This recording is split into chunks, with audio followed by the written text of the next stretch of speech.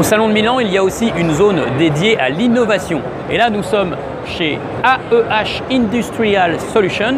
En fait, c'est une société qui s'est spécialisée dans la fabrication d'éléments de suralimentation, des turbos ou des compresseurs, et qui vont s'adapter surtout sur des petites et moyennes cylindrées. Ici, on a une KTM RC 390. Alors l'idée, c'est de suralimenter les moteurs pour leur apporter surtout plus de couple.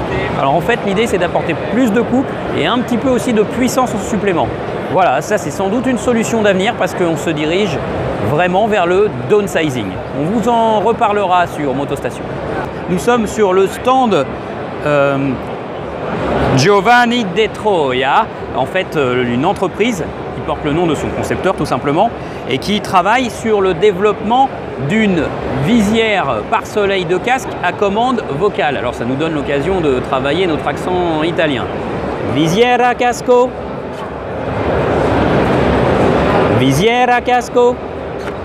Voilà, l'idée c'est d'installer un microphone à l'intérieur du casque qui commande un petit moteur électrique et qui va commander et piloter cette visière pare-soleil sans que l'on ait besoin d'enlever les mains du guidon. Donc ça va dans le sens de la sécurité, et bien évidemment. L'ensemble ne pèserait que 8 grammes. Donc c'est vraiment très léger, ça ne va pas beaucoup alourdir le casque, même s'il faut un petit moteur à l'arrière qui va changer son aérodynamique. Cette entreprise est en recherche de partenaires pour mener à bien ce projet.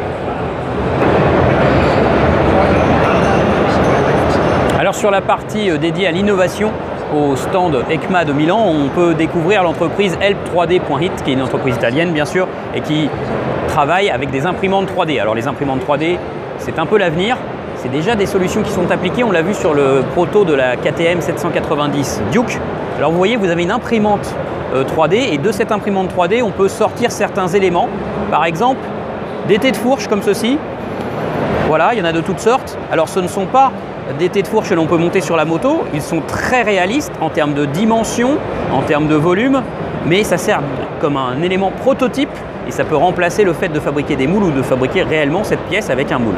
Donc ça donne une bonne idée ensuite du produit final. Mais on peut aussi fabriquer des conduits d'admission avec un matériau beaucoup plus dur. Et là, c'est un conduit d'admission qui résiste à des hautes températures qu'on peut réellement utiliser finalement sur une moto finie. Pareil pour des soufflets de suspension. On peut fabriquer donc beaucoup de choses avec une imprimante 3D. Alors c'est une solution d'avenir, mais on le voit que ça se développe de plus en plus. Et on aura prochainement ça souvent dans le process de la fabrication de nos motos de demain. Alors sur le stand EICMA du salon de Milan, sur la partie innovation, on a découvert l'entreprise Moto Parking qui se propose de lutter contre le vol, le fléau du vol à moto et à scooter, et puis aussi d'apporter une solution pratique dans notre vie de tous les jours. Alors ces box Moto Parking qui sont déjà un petit peu présentes à Paris permettent d'apporter une solution très pratique. Regardez, vous garez votre moto près de cette box, vous ouvrez cette caisse, vous pouvez y ranger vos deux casques, votre sac par exemple, vous refermez la porte, vous libérez la chaîne, vous pouvez ainsi attacher la roue avant de votre moto, voilà, et ensuite il faut juste que vous utilisiez votre propre bloc disque pour sécuriser cette chaîne, voilà. Alors ça impose d'avoir son propre bloc disque, mais on le sait, les assureurs nous l'ont dit, en fait beaucoup d'usagers achètent un énorme U qu'ils n'utilisent finalement jamais et qui se contentent de leur bloc disque. Alors grâce à ce système, eh bien, ça peut permettre de parer contre le vol tout en apportant une solution pratique et on peut faire son shopping tranquille, les mains dans les poches et ne plus avoir son casque.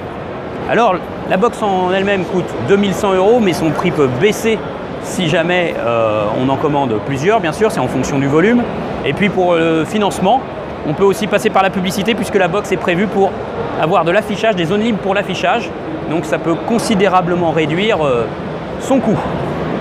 Rendez-vous sur april-moto.com pour demander votre devis.